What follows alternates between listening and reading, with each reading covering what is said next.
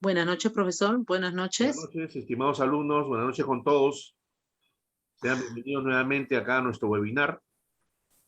¿Cómo están? ¿Qué tal? ¿Están con ganas de aprender? Sí, Sí. por supuesto.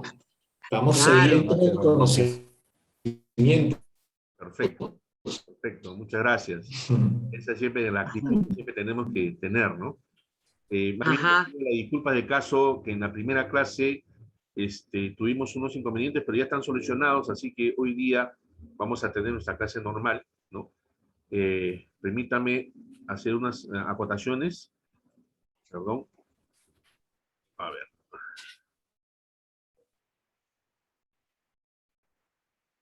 Ok. Vamos a colocar un mensajito en el chat.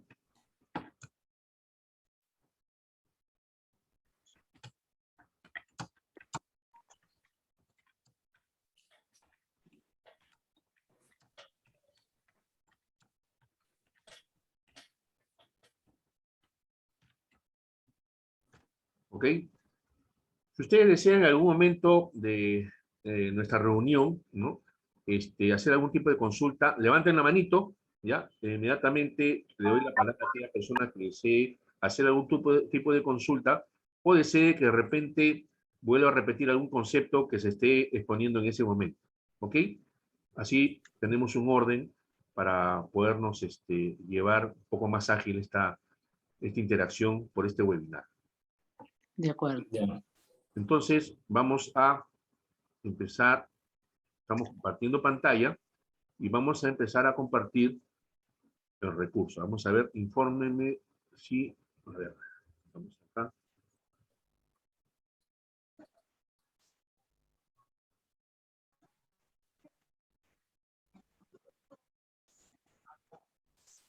¿Pueden ver esto? Sí. Teoría del riesgo y el seguro. Sí. ¿Correcto? Sí. Sí. Perfecto. Ajá. Sí. Ese es nuestro La carátula recurso de lectura, principal. ¿no? Ese es el recurso de lectura que tenemos.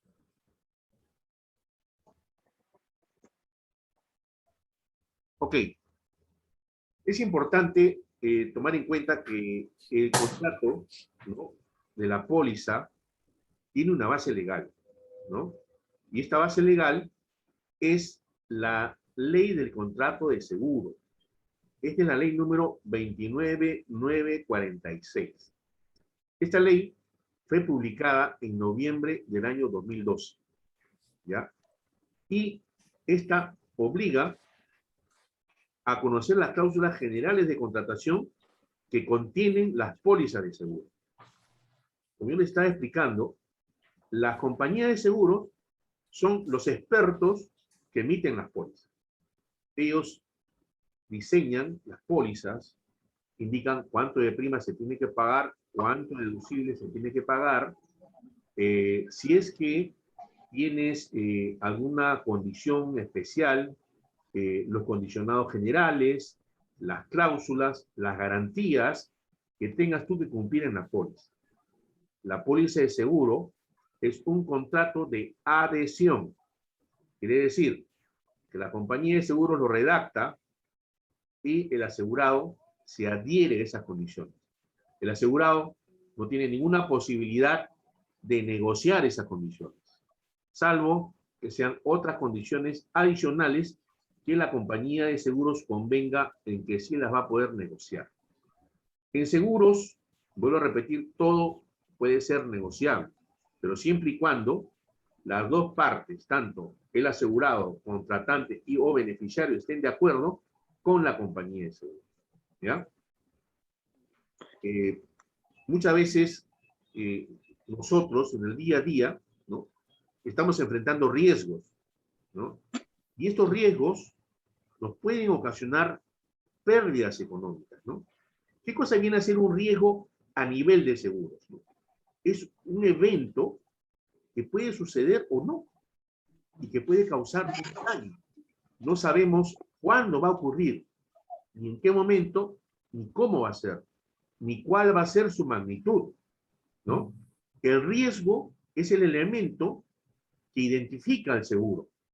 Si no hubiera riesgo, no habría seguro. ¿Ya? Por eso es importante que para nosotros tomar una póliza, tenemos que saber qué riesgo estamos transfiriendo a una compañía de seguros, ¿no? Nosotros en nuestra vida, desde que nacemos, ya estamos corriendo el riesgo de morir, ¿no? Manejamos un carro, corremos el riesgo de tener un choque, de atropellar con ese vehículo a una persona, dejarla lesionada o darle la vida. Entonces, es importante entender el concepto de riesgo, ¿no? Como factor predominante para la existencia del seguro. Sin embargo, el nombre de riesgo también lo toma aquellos bienes que nosotros queremos asegurar. A los bienes que queremos asegurar, también le podemos decir riesgo, ¿no? Por ejemplo, quiero asegurar un barco. El barco es un riesgo. Quiero asegurar una fábrica. La fábrica es un riesgo.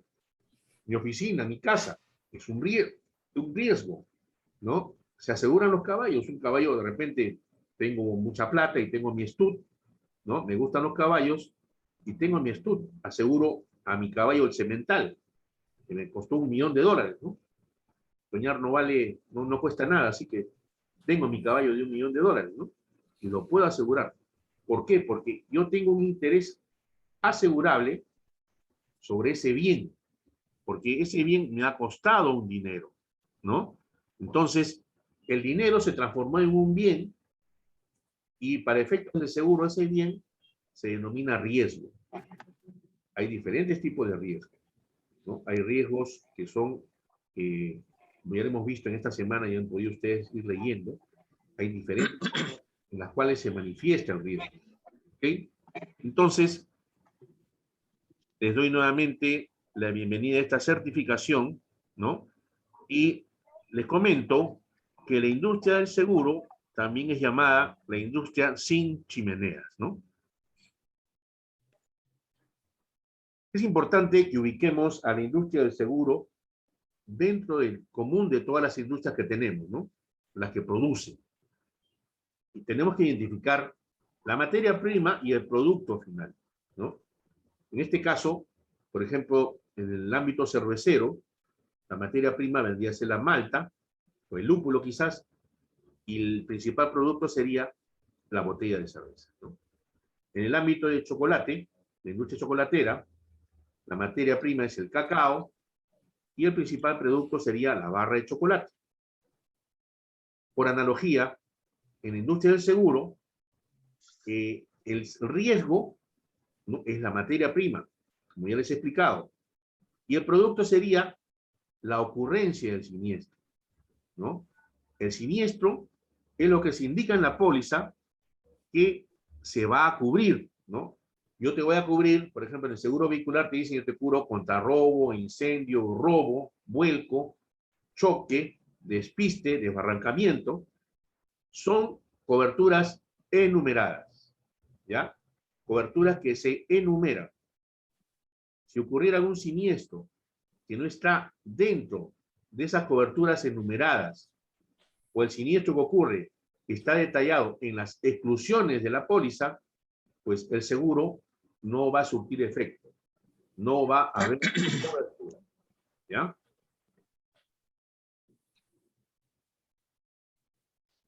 Ahondando en lo que es la definición del riesgo, ¿no? Ya dijimos que es una probabilidad de que ocurra una pérdida y la incertidumbre también del saber cuándo ocurrirá dicha pérdida, ¿no? De esto se desprende que no existe la posibilidad de una pérdida si es que no existe un riesgo. Y tampoco cuando se tiene la certeza de que dicha pérdida va a ocurrir. Entre ambos, lo imposible y lo posible, se da una gama de peligros y azares y cada uno es más o menos intenso, ¿no? El riesgo como tal es la razón de ser y existir del seguro y la causa que define y da el carácter principal a las modalidades de seguros y ramos que vemos en la actualidad. La definición concreta vendría a ser, ¿no?, de riesgo que sea susceptible de contratación es el elemento imprescindible en la técnica aseguradora. Su existencia, junto con la separación de las consecuencias dañosas que produce, ¿no?, es el elemento que da razón al ser de la institución aseguradora. Ahí está la definición que hace un rato les acabo de decir. El riesgo como objeto asegurado y el riesgo como posibilidad de ocurrencia de un acontecimiento que produce una necesidad económica, ¿no? El riesgo tiene que producir esa necesidad económica al propietario del bien, ¿no? Por ejemplo, volviendo al seguro vehicular, si yo me compro el carro, yo tengo un interés económico sobre ese vehículo en que no le ocurra nada, ¿no? Ni tampoco protegerme, ¿no? Y también, perdón, protegerme contra los daños o eventualidades que yo pueda ocasionar durante el manejo normal de ese vehículo en una vía entregada al tránsito, ¿no? O sea, durante la circulación normal de ese vehículo. Entonces, la única forma de poder trasladar ese riesgo es mediante una póliza de seguro. Se traslada el riesgo a la compañía de seguros, la compañía de seguros te dice, ok, por este riesgo yo te voy a cobrar una prima determinada y el día que ocurra la eventualidad que está cubierta en la póliza, o sea, el siniestro, yo te voy a pagar. Siempre y cuando esté comprendido dentro de las coberturas y no esté dentro de las exclusiones. ¿Ok? ¿Está claro este punto? Sí, ¿no? Ok.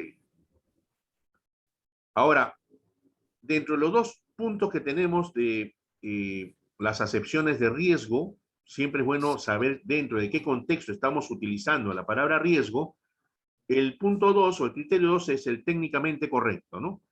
Y en tal sentido, el riesgo vendría a ser incendio u un fallecimiento accidental, ¿no? Para poder aludir la posibilidad de que el objeto o la persona sufra un daño, o riesgos de mayor o menor ocurrencia, para referirse a la probabilidad más o menos elevada de que el siniestro pueda ocurrir. Las maneras de uso de la palabra riesgo, ¿no? Cuando es contribuyente de una pérdida, hay un riesgo físico, como puede ser el hecho de que cuando ingresas al grifo a llenar el tanque, ¿no? De repente ya sea de gasolina, gas, GLP o GNB, pues no puedes ponerte a fumar. Pues ese es un peligro inminente, ¿no? Puede generar un incendio, o puede haber una explosión con consecuencias, ¿no? De daños materiales y pérdidas probablemente de vidas humanas. También tenemos el riesgo moral, ¿no? Como es contratar a un cajero deshonesto, ¿no? O sea, tú no puedes, si eres trabajador, ¿no? Trabajas en un banco, necesitas contratar un cajero y sabes que el cajero que vas a contratar es deshonesto, pues obviamente estás aumentando tu riesgo moral, ¿no? Igual también un cleptómano, ¿no? Que es una enfermedad. Aquella persona, ¿no? Que no puede dejar de robar porque para él es algo normal, ¿no? Es su enfermedad propia. Y un pirómano, que es aquella persona que está dedicada, ¿no? Que se pone a hacer fuegos, ¿no? Le gusta el incendio, le gusta generar incendios, ¿no? Entonces, un trabajador cleptómano o pirómano, pues sería un alto riesgo moral, ¿no? De que lo contrates en tu empresa. También existen los riesgos de negligencia, ¿no? Por ejemplo, si eres trabajador minero, te dan tu EPPS para que puedas ingresar a trabajar en la mina y tú decides no utilizar el casco y te ocurre un accidente en la cabeza, ¿no? Eso se llama negligencia. Luego también como causa de pérdida, también existen los riesgos naturales, como el terremoto, la inundación, la lluvia, los riesgos técnicos que ya vienen en incendio o explosión, y los riesgos políticos, ¿no? Que son las decisiones que toman nuestras autoridades de manera arbitraria. También existen otros riesgos, ¿no? Riesgos humanos, que referidos a los seres humanos, riesgos físicos, ¿no?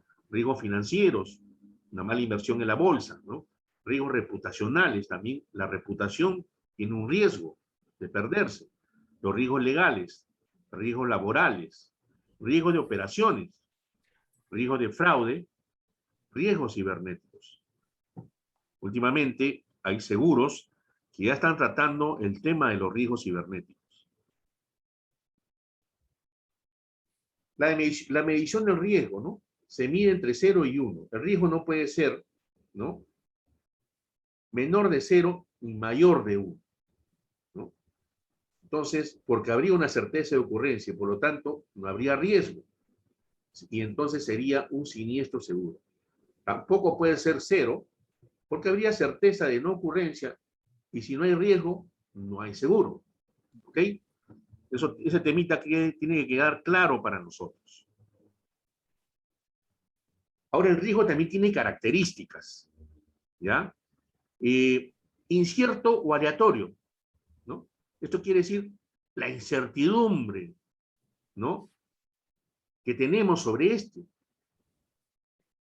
Porque si supiéramos cuándo va a ocurrir, ¿no?, desaparecería esta aleatoriedad como principio básico del seguro.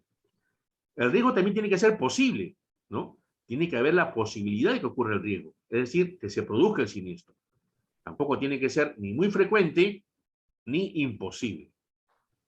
Tiene que ser concreto. El riesgo tiene que ser analizado, valorado, ¿no?, tanto cualitativa como cuantitativamente.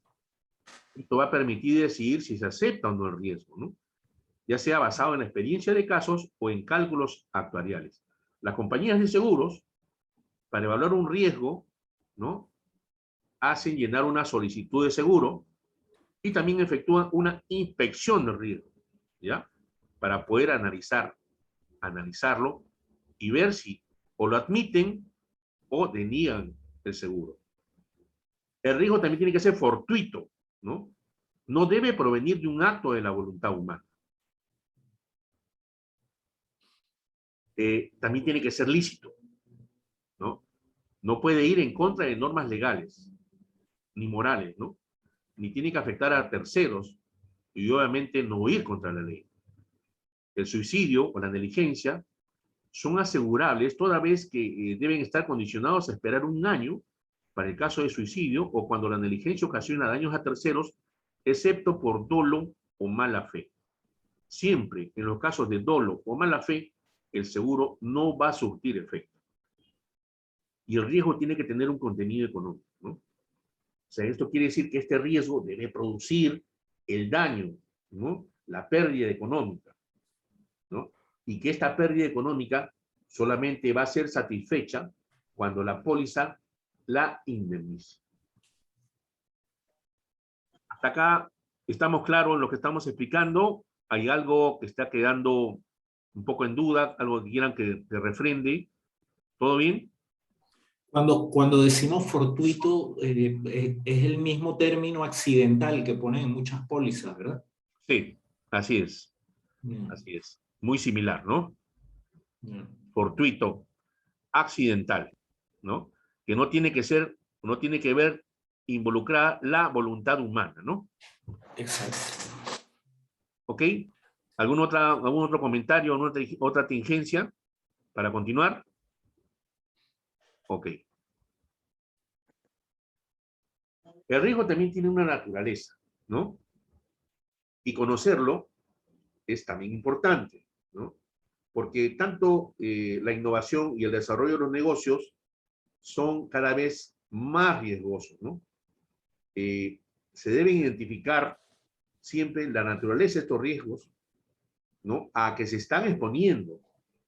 Y esto también va a definir las estrategias para administrar y poder minimizar, ¿no?, el impacto en las empresas, ¿no? El riesgo varía según el tipo de negocio. El nivel de riesgo va asociado a un negocio o proyecto en particular y depende de lo siguiente, ¿no?, que es importante tomar en cuenta. El valor de los recursos destinados al proyecto, ¿no? El riesgo inherente al proyecto. ¿Cuál sería el costo de abandonar este proyecto? Los costos recuperables cuando el proyecto falla, ¿no? La proporción del total de los recursos de la empresa representados por esos recursos y el periodo de tiempo en el que los recursos estarán destinados al proyecto. Hay muchos riesgos potenciales, ¿no?, que se identifican incluso durante los procesos de planificación del negocio. Entonces, justamente, se tiene conocimiento de la naturaleza de los mismos y estos pueden ser que hay riesgos dinámico o especulativo o estático o puro. El dinámico o especulativo corresponde a aquellos riesgos en donde existe la posibilidad de ganar o perder, ¿no? Por ejemplo, compramos un billete de la tinca, sacamos la tinca, ¿no? O también podemos perder. Vamos a un casino a jugar y podemos ganar o perder. O en la apuesta de los caballos, ¿no? Eso es un riesgo dinámico especulativo. Pero el estático puro es aquel riesgo donde no se tiene la posibilidad de perder, ¿no? Y no existe la posibilidad de ganancia. Este riesgo no se ve afectado por la existencia o no de un riesgo especulativo, ¿no? Ejemplo, conducir un vehículo y que choque, tener un negocio y que te roben o se incendie, viajar y que te accidentes, ¿no? O construir el edificio y que se derrumbe por un terremoto. Este este riesgo estático puro es el que realmente se asegura. El seguro estático puro no te da la posibilidad, ¿no?, de ganar, solamente te da la posibilidad de quedar indemne, ¿no?, de quedar como si no hubiera ocurrido, ¿no?, el siniestro. Y eso es lo que cubre la póliza. Ese es el espíritu de una póliza de seguro, ¿ya? Vamos a hablar de la probabilidad. La probabilidad...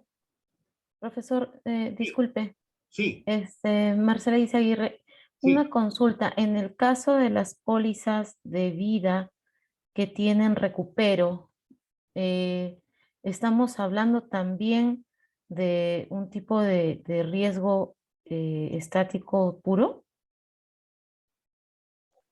Del tipo Póliza de de riesgo. vida, Pues voy a ir a la diapositiva anterior, perdón. claro, Sí. todos los seguros son y corresponden al riesgo estático y puro. Todos los seguros. Todos los seguros. Porque en las pólizas que tienen recupero hay un porcentaje de ganancia que tendría Claro, la es un persona, componente ¿no? adicional que se le da a determinadas pólizas de vida, no a todas, ¿no? Claro, no a todas, es una modalidad, ¿no? Así es una modalidad de seguro, ¿no? Y eso Claro. está aprobado por la Superintendencia de Banca y Seguro. No contradice la doctrina que estoy explicando. Ok. Ujú. Ya, me quedaba la duda en el que el tipo de riesgo podría ser el otro, ¿no? El primer Claro. tipo, dinámico. Es válida tu... Profesor, Ujú. Sí, Marcial. una consulta. Por ejemplo, en cuestiones vandalismo, huelgas que destruyen locales comerciales, eso es riesgo, es lo que es la cobertura de riesgo político. Sí, es correcto, ¿no? Ah, Cualquier tema relacionado con convulsión social, temas de manifestaciones, ¿no?, tumultos, ¿no? Eso está relacionado con lo que es riesgos políticos, ¿ya? También hay ok, coberturas de profe. guerra, ¿no? Cuando hay guerra declarada o no declarada, guerra interna, guerra externa, ¿no? Y eso también muchas veces forma parte en el tema de guerra de exclusiones, ¿no? Y eso lo vamos a ir viendo más adelante, pero es válida los comentarios que hace Marcial, ¿correcto? Ok, profe, gracias. Disculpe, Ok. profesor, una consultita más. Marcela, dime. En el caso de riesgo político, yo tuve una consulta de un cliente referente a que, dada la coyuntura, podría perder su casa asegurada de darse este tema de por la ley, no por una cuestión política, le quitasen los departamentos que tienen en un edificio. En este caso, no hay cobertura, ¿cierto? No, no hay cobertura. Políticamente hablando, ¿no? Así es. Ujú. El seguro no cubre esas decisiones porque es la decisión de un Estado, ¿no? Es la decisión del presidente de la República, ¿no? Y eso no tiene por qué afectar al seguro, ¿no? Por lo tanto, el seguro no toma parte en ello y eso está excluido. No, no es un riesgo político en sí, en todo caso. No, eso no es un riesgo político. Ya. Eso no es un riesgo político. Es una exclusión típica de cuando es una acción de un gobierno, ¿no? El gobierno. Vale. Así es, ¿no? Son acciones que toma pues el gobierno de turno y afecta a todas las personas, ¿no? Tiene Entonces, la potestad de hacerlo. así es, ¿no? Así es. ¿Ok? Ok, ¿Alguna otra consulta, gracias. estimados alumnos? Ok. Hablemos de lo que es la probabilidad, ¿no? Sabemos que la probabilidad, ¿no?, es un estudio que se hace al dividir un número total de casos favorables que se están observando entre la suma total de los casos posibles, ¿no? Este estudio se inició en los juegos de azar, ¿no? Y fue descubierto por el físico matemático francés Blaise Pascal, ¿no? Por ejemplo, al lanzar 2 dados a la vez, se notaba pues que más veces sale el 9 que el 10 y más veces sale el 10 que el 11. Entonces, mientras más veces tiraba, aparecían más combinaciones y la probabilidad, ¿no?, se iba ampliando mucho más, ¿no? De aquí salió la fórmula de probabilidad, que es igual. La probabilidad es igual al número de casos favorables entre el número de casos posibles, ¿ya? Estas fórmulas, estos estudios, lo efectúan las compañías de seguros para determinar el tipo de riesgo que están asumiendo en cada ramo, si están hablando de un riesgo muy alto o de un riesgo bajo. La ley de los grandes números, también es otra ley que utilizan las compañías de seguros para hacer sus análisis, ¿no?, de sus siniestralidades. Al momento que lanzan un nuevo producto, un nuevo seguro, esta ley mayormente se maneja a nivel de cálculos actuariales. Y las compañías de seguros también tienen en sus filas a actuarios que se dedican a estudiar específicamente este tipo de cálculos. La ley de los grandes números, ¿no?, fue descubierta por el francés Poisson y ha hecho posible que el seguro sea una institución, ¿no? La aplicación de la ley dice, a medida que aumente el número de unidades de riesgo, el riesgo disminuye. O sea, mientras más unidades a riesgo hay, el riesgo va disminuyendo. O sea, vamos más acercándonos a la probabilidad del riesgo exacto. Aquí tenemos, solo por conocimiento general, la fórmula del riesgo, ¿no? Riesgo igual a 1 más X, N menos 1, entre paréntesis, sobre la raíz de N, ¿no? Entonces, donde R es el riesgo, X es el porcentaje de pérdida y N el número de unidades de riesgo. Solamente es cultura general. Nosotros no somos matemáticos. Al menos yo no soy matemático. Me imagino que de repente ustedes tampoco, ¿no? Esta es una gráfica de riesgo, ¿no? Tenemos el siniestro, que está dimensionado acá, la cantidad de riesgo que puedes asumir, ¿no? Hay siempre una pérdida mínima que te va acercando, ¿no?, al siniestro. Pero también hay siniestros que superan, ¿no?, que te pueden llevar hasta una pérdida máxima, ¿no? El siniestro tiene que manejarse dentro de un parámetro que sea medible, ¿no?, que lo puedas entender. Entonces, esta ley de la probabilidad, ¿no?, al hacer mayores investigaciones en más casos de unidades expuestas a riesgo, te va a llevar a acercar, ¿no? Al principio está difuso, ¿no?, el área del riesgo, pero conforme vas haciendo las prácticas, ¿no?, de ir viendo las probabilidades, te vas a ir acercando a ese momento en el cual vas a poder ir identificando el siniestro, ¿no? O sea, cuál es la probabilidad de siniestro o el monto del siniestro al cual tú vas a poder llegar, ¿no? A mayor número de unidades expuestas, es mayor la posibilidad de que se repita el mismo hecho en supuestos futuros. Es lo que dice esta teoría. Las compañías de seguro, como hace un rato estaba explicando, hacen un análisis, ¿no? Ese análisis se llama underwriting, ¿no? Es el análisis que efectúa, ¿no?, para poder tomar una decisión, ¿no?, de si acepta el riesgo o rechaza el riesgo, ¿no? Entonces, si acepta el riesgo, pueden ocurrir dos situaciones. Que lo acepta así, tal como está, de manera incondicional. O lo puede aceptar indicando ciertas modificaciones o garantías, ¿no? Indica de repente que en caso de incumplimiento de la garantía, ¿no?, no lo va a cubrir. Ahora, si rechaza el riesgo, lo puede rechazar también de dos formas, ¿no? De manera definitiva o provisionalmente. Definitiva, no hay mayor comentario. Y en la provisional vas a exigir que el riesgo sea mejorado para efectuar un nuevo análisis.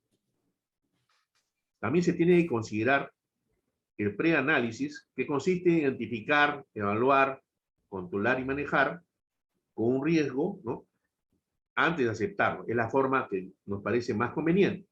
También existe el post-análisis, ¿no?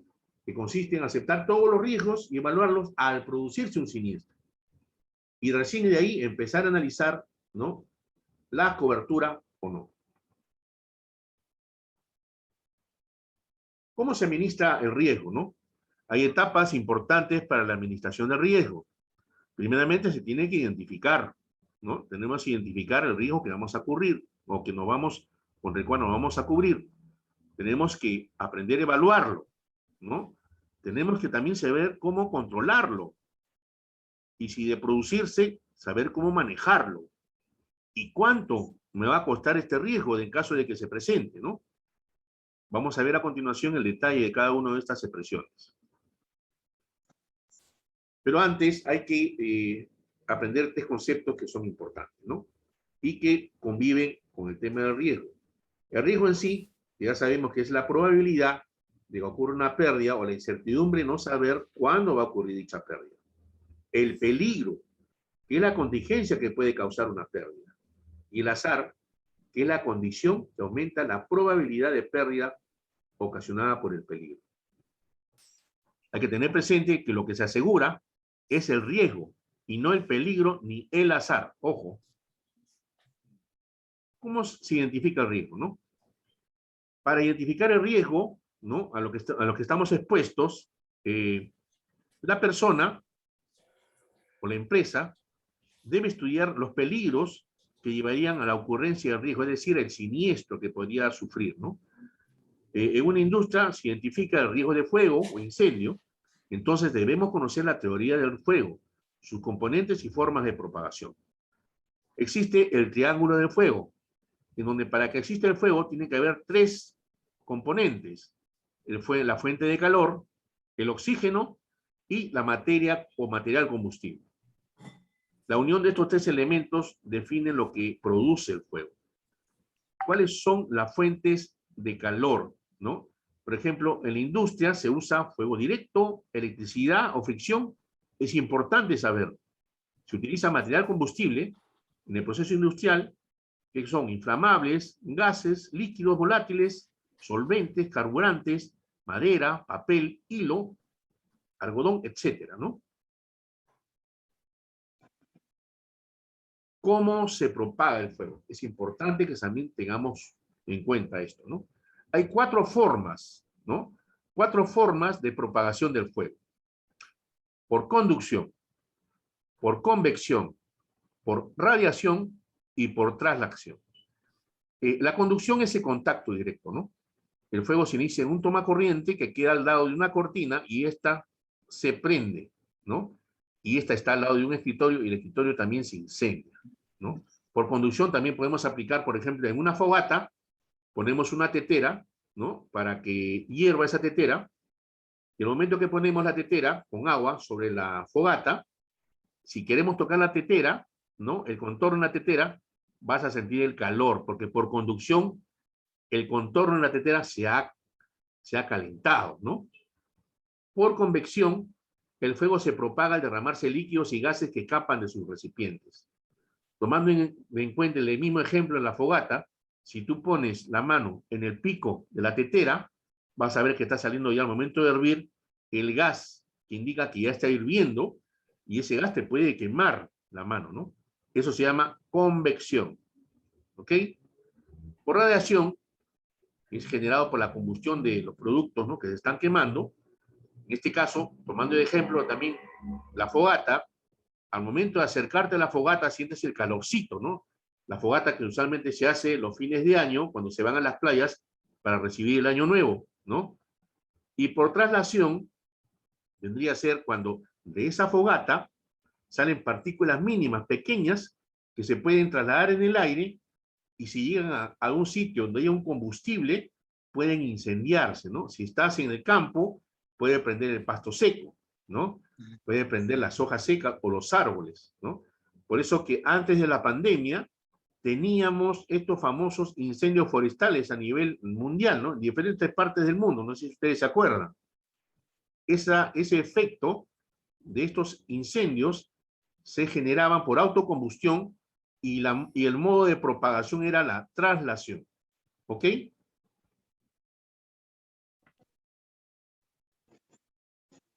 Ahora, ¿cómo se evalúa el riesgo, no? Hay dos componentes que son importantes al momento de evaluar, que son la frecuencia y la severidad, ¿no? La frecuencia se refiere al número de veces que ocurre el evento en un periodo de tiempo determinado, ¿no? O un dato histórico. La frecuencia tiene también tipos de frecuencia, ¿no? Hay de frecuencia absoluta, cuando se refiere a los datos estadísticos, ¿no? Que son útiles para el análisis de casos, ¿no? Por ejemplo, cuántas veces choqué mi carro en un año, o la sucursal número tanto en el banco fue asaltada tantas veces durante el año. Y la global, que se refiere a la sumatoria de los eventos que se han observado en un grupo durante también un periodo de tiempo. Por ejemplo, los autos de la flota chocaron 50 veces en un año, o hubo 60 asaltos en todas las sucursales de un banco. También existe la frecuencia relativa, ¿no? Esta está en función al número de exposiciones a riesgo y se expresa normalmente en porcentaje, ¿no?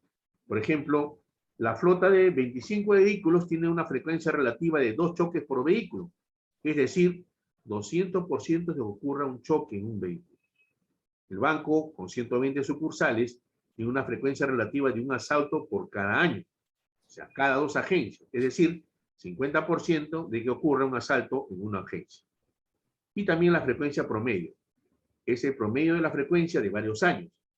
Los ramos de seguros pueden ser de frecuencia baja en cuanto a la ocurrencia de siniestros. Estamos hablando de los ramos de incendio, de construcción, que es Construction All Risk, la responsabilidad civil o los seguros de vida. De frecuencia media tenemos el seguro de robo, rotura de maquinarias, equipo electrónico, accidentes personales y cascos. De frecuencia alta tenemos el seguro vehicular, asistencia médica y transportes. Vehicular, porque todos los días vemos, ¿no?, en las noticias los choques que ocurren, los accidentes automovilísticos, y el tema de asistencia médica, que ha visto inflada su siniestralidad debido a la pandemia que aún estamos sufriendo, ¿no? Luego hablemos de la severidad, ¿no? Es la magnitud, ¿no? Es lo que representa en dinero esos daños o pérdidas que se ocasionan. Acá no estamos hablando de las veces que ocurren, porque eso es la frecuencia. Acá es la severidad, lo que representa en tema monetario, ¿no? Hay también una severidad absoluta, ¿no? Hay severidad global y relativa, ¿no? En la absoluta también, el choque de fecha tal que tuve con mi vehículo me costó $5.000, ¿no? O el asalto de fecha tal de la sucursal tal del banco representó $10.000 de pérdida. Esa es la absoluta, ¿no? Se está refiriendo a un solo evento, ¿no? En la global, hablas ya de eventos, ¿no? La pérdida de la flota fueron 1.500.000 en un año. Ya no estás hablando de tu vehículo que te costó 5.000. Y durante el año, los asaltos al banco, a todas las agencias, generaron 3 millones de pérdidas. Ya no te estás refiriendo a los 10.000 de la sucursal tal, ¿no? Luego tenemos la severidad relativa, que también viene a ser un dato porcentual, calculado en función al valor monetario. Una empresa tiene 10 millones de dólares en existencias, de las cuales 2 millones de dólares se encuentran en bodega principal. La suma asegurada es 8 millones de dólares. Ejemplo de severidad relativa en este caso, ¿no? Si ocurriese un incendio por 1 millón, ¿no?, diríamos, la severidad relativa respecto a la bodega principal es del 50%. La severidad relativa respecto al total de inventarios es el 10%. Y la severidad relativa respecto a la suma asegurada es el 12.5%. La forma de severidad relativa es utilizada por las compañías de seguros para determinar las sumas expuestas en caso de siniestro y así poder identificar el mejor reaseguro. Esta palabra reaseguro se utiliza mucho, ¿no?, por las compañías de seguros. Así como el asegurado se asegura con las compañías de seguros, las compañías de seguros también a su vez se vuelven a asegurar. Y esa forma de aseguramiento se llama reaseguro. El reaseguro lo pueden hacer a nivel nacional con otras compañías de reaseguros o también lo hacen a nivel externo, ¿no? Del extranjero. Lo hacen a nivel internacional. Hay empresas en el extranjero dedicadas a gestionar y administrar y asumir riesgos de reaseguros. Como verán, no solamente hacen transferencia de riesgo los asegurados a las compañías de seguros, sino las compañías de seguros también pueden hacer transferencia de riesgo. ¿Con qué fin? Con el fin de poder tener mayor capacidad para poder administrar y seguir haciendo negocio de seguros. Porque imagínense que asuman el riesgo, pues, de una empresa que sea muy costosa y que el siniestro pueda llevar una pérdida de 50 millones de dólares. Ese tipo de siniestro, ninguna compañía de seguros del Perú lo podría asumir si es que no lo reasegura. ¿Ok? Ya cuando llegamos al momento de ver el reaseguro, entenderemos mejor este concepto. Por un momento, lo dejo ahí. Existe también en severidad lo que es la severidad promedio, ¿no? Esta está limitada a una situación individual, sino que se calcula tomando en cuenta un conjunto, ¿no? Por ejemplo, los daños causados por un terremoto a edificios de más de 10 pisos en una ciudad sumaron 5 millones de dólares. O el valor total expuesto de estos edificios es de 200 millones, entonces la severidad promedia por terremoto que afecta edificios es de más de 10 pisos, o sea, de 2.5%. Los ramos de seguro, según su severidad, pueden ser de severidad baja, tenemos hasta el 5%, están vehículos, asistencia médica y transportes. De severidad media, que va entre el 5 al 20%, tenemos incendio, ramos técnicos, vida y accidentes personales. Y de severidad alta, que más del 20%, estarían los terremotos, maremotos y los eventos catastróficos. La compañía de seguros hacen estimados de severidad, ¿ya? Esta parte, alumnos, es un poquito densa, pero es necesario para que ustedes puedan entender, ¿no? Esto ustedes no lo van a manejar cuando estén dentro de lo que es la asesoría, sino que esto lo manejan las compañías de seguro. Pero ustedes tienen que saber darle una explicación a vuestros clientes de cómo es que estiman, cómo es que hayan estos análisis que las compañías de seguros efectúan, ¿no? Entonces, las compañías evalúan los estimados de severidad. Tenemos el primero que se llama la pérdida máxima probable, o llamada también PML, que en inglés quiere decir Probable Maximum Loss, ¿no? Para estimar la pérdida, se contempla el uso de medidas de previsión para reducir la severidad. El evaluador de la compañía contempla la posibilidad de que fallen alguna de las medidas de previsión, podría ser la más importante, ¿no? Y es el valor máximo sujeto a destrucción bajo un riesgo determinado. El valor del PML, lo que está buscando, es estimar qué parte del valor declarado o expuesto será reclamado en caso de siniestro. ¿Cómo se determina el PML? Para calcular el PML, se debe distinguir cuáles son los factores de agravación del riesgo para cada una de las coberturas, ¿no? Por ejemplo, tenemos el giro del negocio, cuál es la materia asegurada, cuál es el material de construcción predominante del inmueble, cuáles son los números de pisos, cuáles son las colindancias, ¿no? El giro del negocio, ¿por qué? Porque no es lo mismo asegurar un restaurante que asegurar, pues, una fábrica de pirotécnicos, ¿no? Hay mucho más riesgo en una fábrica de pirotécnicos. La materia asegurada, ¿no? No es lo mismo, pues, asegurar, de repente, llantas, ¿no? O de repente algún otro bien que no sea muy combustible, que asegurar, pues, una fábrica que hace pinturas, ¿no? Obviamente va a haber mucho mayor riesgo en una fábrica de pinturas. La construcción del bien.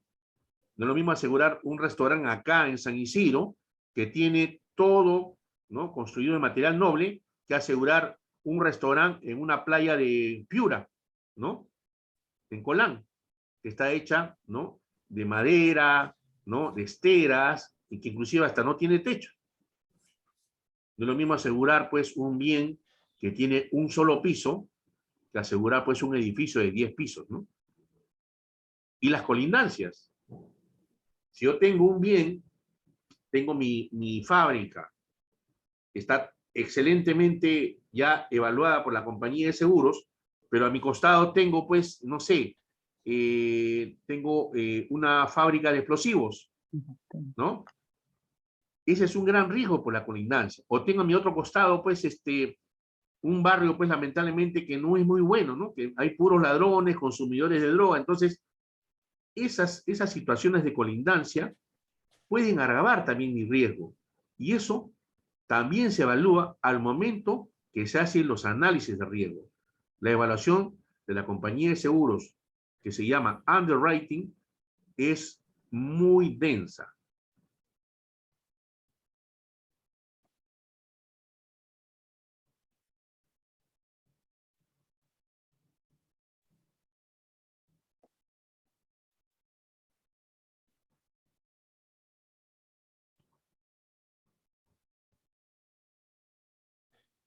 Vamos a ver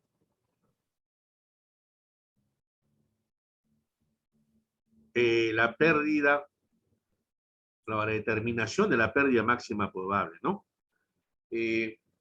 Para establecer esta pérdida, ¿no?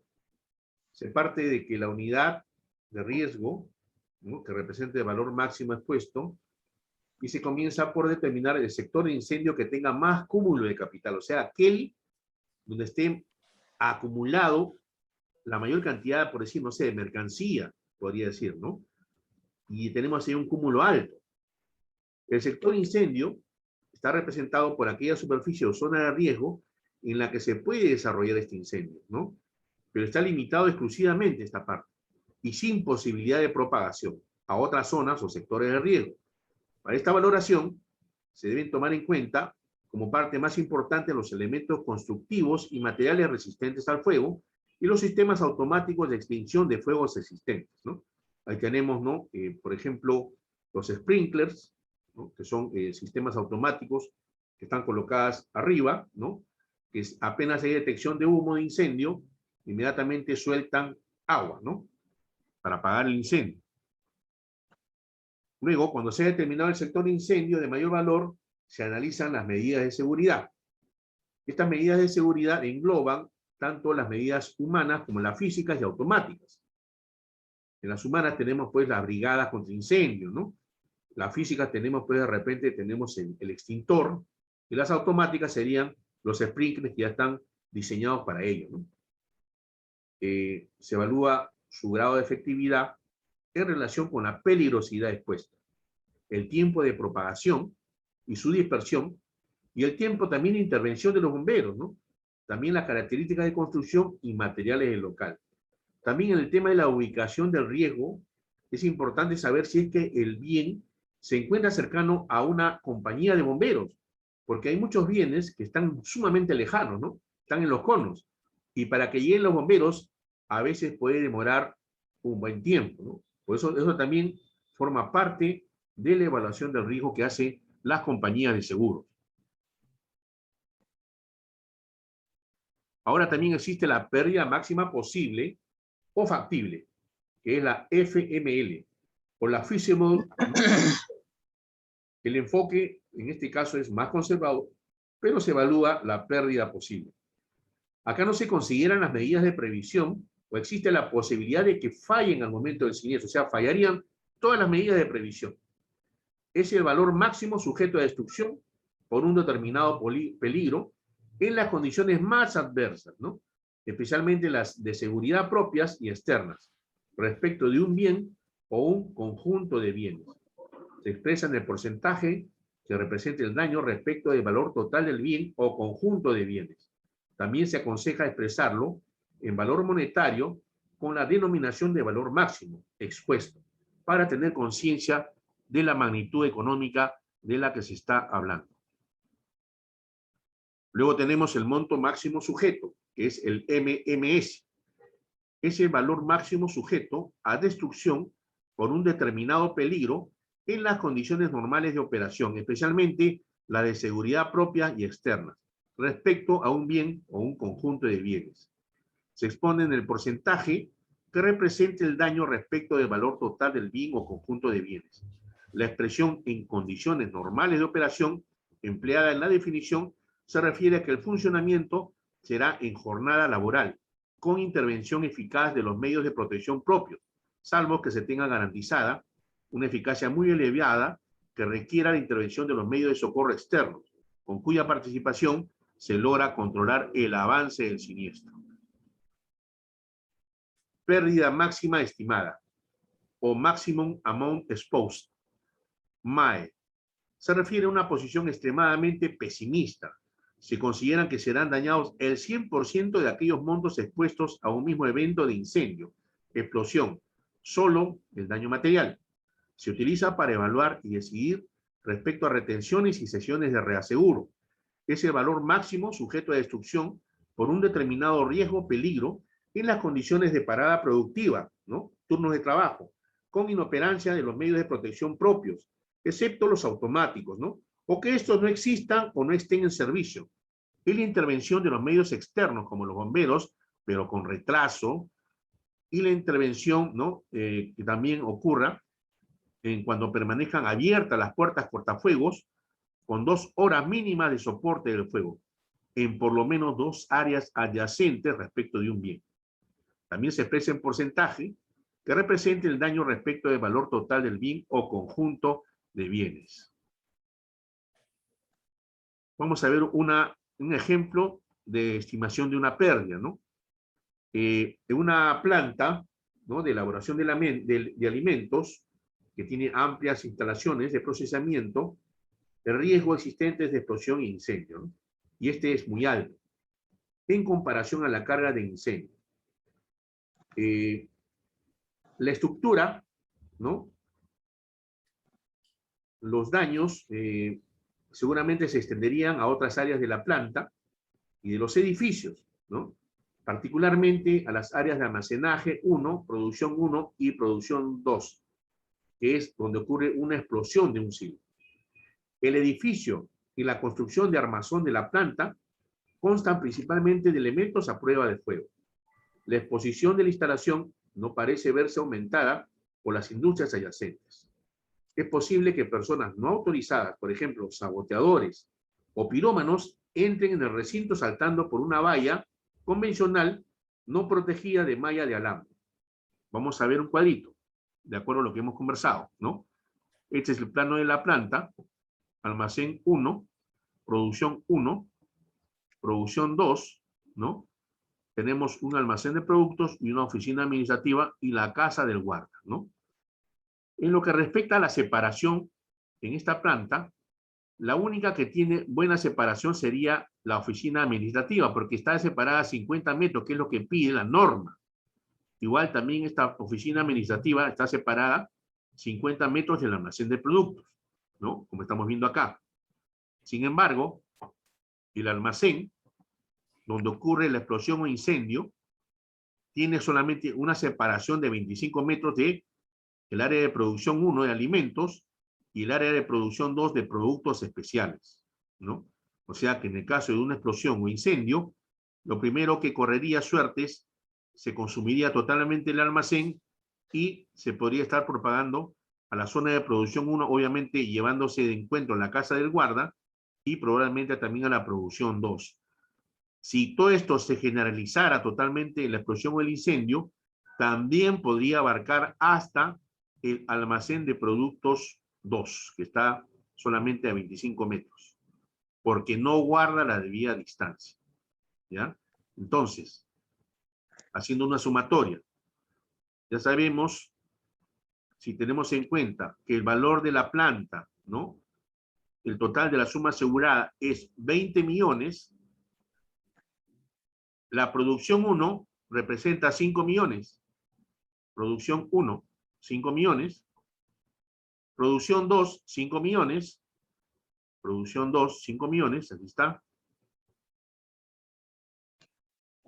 Tenemos almacén 1, 3 millones, almacén 1, 3 millones, este es el almacén 2, veamos cuánto está el almacén 2, 5 millones, y otras instalaciones, 2 millones, que podrían ser las oficinas administrativas.